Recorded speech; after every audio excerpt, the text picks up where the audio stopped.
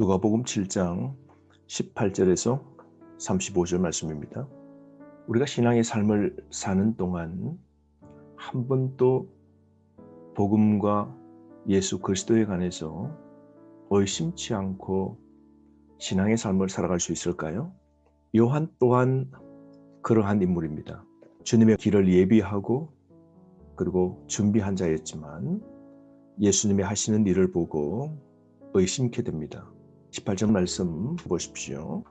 요한의 제자들이 이 모든 일을 그에게 알리니 요한이 그 제자 중 둘을 불러 주께 보내어 이르되 오실 그이가 당신이오니이까 우리가 다른 일을 기다리오리이까 하라 하매. 요한이 제자 둘을 보내게 됩니다. 정말 오실 그이 메시아가 당신입니까? 아니면 우리가 진짜 메시아를 기다려야 됩니까? 로마의 압제에서 해방시킬 것을 요한은 기대하고 있었는데요. 그런데 예수님은 죄인과 함께하고 그리고 병자나 고치는 일들을 하는 거죠. 그러므로 압제당한 사람을 위하여 로마 정부와 싸워서 해방시키는 일을 하지 않는 것이죠. 뿐만 아니라 화 있을진저 독사의 자식들아 회개하라고 선포했던 요한 자신과 달리 예수님은 의와 심판하시는 일을 안 하시는 듯 그렇게 보인 겁니다. 그래서 의심합니다. 진노와 심판 대신에 예수님께서는 21절 질병과 고통과 악기 들린 자를 많이 고치시며 또 많은 맹인을 보게 하시는 것이죠. 메시아의 능력과 사역들은 보지만 그러나 심판하고 악한 자를 멸하고 로마의 압제로부터 해방시키는 이런 일을 하지 않기에 반신반의하는 겁니다. 악인의 심판을 가져올 줄 알았는데 죄인들과 어울리기에 요한은 헷갈렸던 겁니다. 그래서 제자를 보내어 당신이 메시아입니까? 라고 보내게 됩니다. 그런데 예수님께서 이렇게 대답하십니다. 질병을 고치고 악기 들린 자를 치유해 주시는 사역을 하시면서 22절 예수께서 대답하여 이르시되 너희가 가서 보고 들은 것을 요한에게 알리되 맹인이 보며 못 걷는 사람이 걸으며 나병 환자가 깨끗함을 받으며 기먹은 사람들이 들으며 죽은 자가 살아나며 가난한 자에게 복음이 전파된다 하라. 누구든지 나로 말미암아 실족하지 아니하는 자는 복이 있도다 라고 말씀하셨습니다.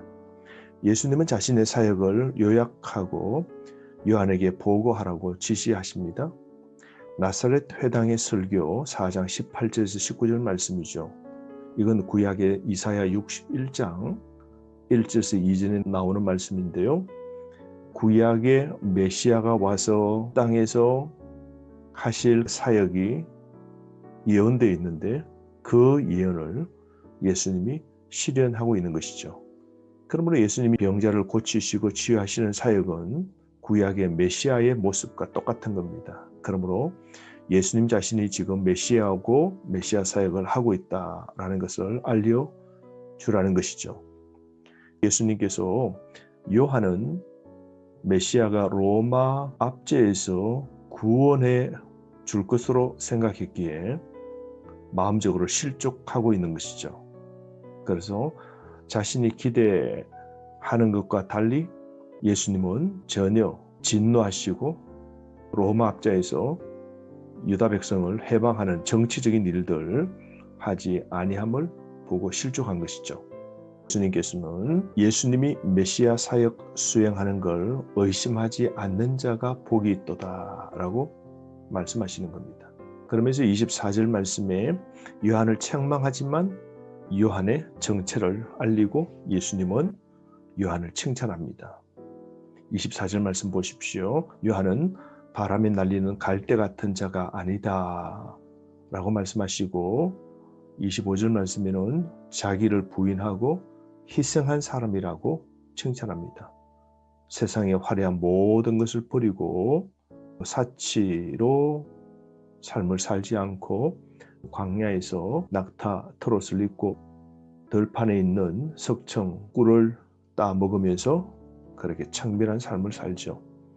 세례 요한은 세상적 안락함과 모든 사치를 버리고 사명과 말씀을 위하여서 그런 희생적 삶을 살죠. 청빈의 삶을 삽니다. 말씀에 걸맞는 삶을 산 것이죠. 여러분, 우리도 복음에 걸맞는 삶을 살아야 됩니다. 주의 복음을 위하여 내가 가진 것, 있는 것 철저하게 때로는 희생하고 자기를 부인해야만이 주님의 일을 이룰 수 있는 것이죠. 또한 주님은 요한을 칭찬하십니다. 26절 말씀, 어떤 선지자보다 요한은 큰 사람이고, 27절 말씀에 주의 길을 준비한 사람이고, 28절 말씀에 여자가 낳은 자 중에서 가장 위대한 자라고 칭찬하게 됩니다. 세례 요한 같은 자가 와서 예수님이 오실 길을 준비하고 사람들이 복음을 받아들일 수 있도록 말씀을 전가하고 세례를 베풀어도 받아들이는 사람이 있고 거절하는 사람이 있었던 것이죠. 29절 말씀, 모든 백성과 세리들은 이미 요한의 세례를 받은지라 이 말씀을 듣고 하나님을 의롭다 하되, 그러나 반대로 거절하는 사람이 있습니다. 30절, 바리새인들과 율법 교사들은 그의 세례를 받지 아니함으로 그들 자신을 위한 하나님의 뜻을 저버리니라. 멸망받을 자들은 하나님의 뜻을 저버리는 것이죠. 여러분, 우리는 어느 편에 있습니까? 물론 우리는 하나님의 말씀을 듣고 하나님의 말씀 앞에서 정결과 거룩한 삶을 살려고 노력하는 자들이 되어야 되고 여기에 써 있는 것이죠. 그런데 이 시대에 우리는 하나님의 말씀을 거절하고 하나님의 뜻을 저버리는 삶을 살고 신앙이 화석화된 삶을 살면 오늘 시대의 바리새인과 율법 교사들이 되어지는 겁니다. 이 시대는 하나님의 진리와 하나님의 뜻을 거부하죠. 마치 장터에 앉아 노는 아이처럼 분별력이 없는 자가 되고, 그리고 이 시대의 하나님 말씀과 복음을 거절하게 되는 것이죠. 보십시오. 예수님이 그래서 비유를 말씀하십니다. 31절 말씀에 이 세대의 사람들을 무엇으로 비유할까? 무엇과 같은가? 말씀과 선지자와 메시아를 거절하는 이 세대 사람들을 무엇으로 비유해 볼까요? 예수님이 비유합니다. 32절, 아이들이 장터에 앉아 서로 불러 이르되 우리가 너희를 향하여 피리를 부르도 너희가 춤추지 않고 우리가 곡을 하여도 너희가 울지 아니하였다 함과 같도다. 장터에 앉아 노는 아이인 이 세대는 요한과 예수가 자신이 원하는 대로 놀아주지 않는다고 불평합니다. 요한과 예수님은 종교 지도자들의 정치, 종교 노름에 참여하는 것을 거부하시죠. 그러므로 이 세대가 요한에게는 춤출 것을 요구하고 예수님에게는 금식할 것을 요구합니다. 악한 세대는 자기들 원하는 대로 반응하지 않는다고 요한과 예수님의 활동을 비판했지 않습니까? 악한 세대는 하나님 나라를 오해한 것입니다. 세례 요한에게는 결혼식을 요구했지만 세례 요한은 장례식 놀이로 반응했고요. 예수님께는 장례식 놀이를 요구했지만 예수님은 결혼식 놀이로 반응한 것이죠. 어린아이 같은 이 세대, 요한을 너무 보수주의자라고 또 비난하고 예수님은 죄인들과 함께 어울려 잔치하고 먹고 마신다 해서 자유분방하다고 또 비난합니다. 그러니까 무엇을 하든 그들은 다 못마땅하고 비난한 것이죠. 여러분, 세상 사람들은 또한 형식적 종교인들도 세례 요한과 예수님께서 선포하신 진리에는 아무런 관심이 없는 것이죠. 세상은 진리에 관심이 없습니다. 무관심하죠. 터집 잡고 무조건 진리를 배척합니다. 무감각하죠.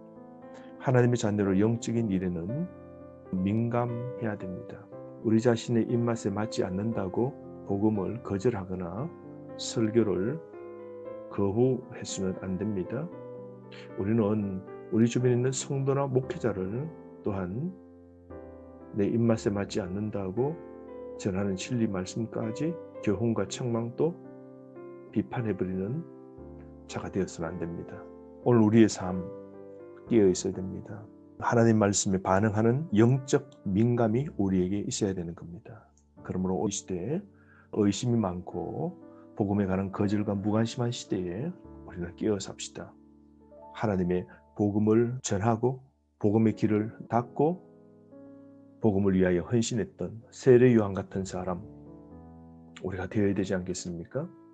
의심더라도 하나님께 묻고 말씀 앞에서 참된 진리를 하나하나 깨달아감으로 열심히 이해가 되어지고 믿겨지는 그런 은혜가 있기를 바랍니다. 오늘도 신앙이 더욱 굳건해지기를 주의 이름으로 축복합니다. 하루 승리하십시오.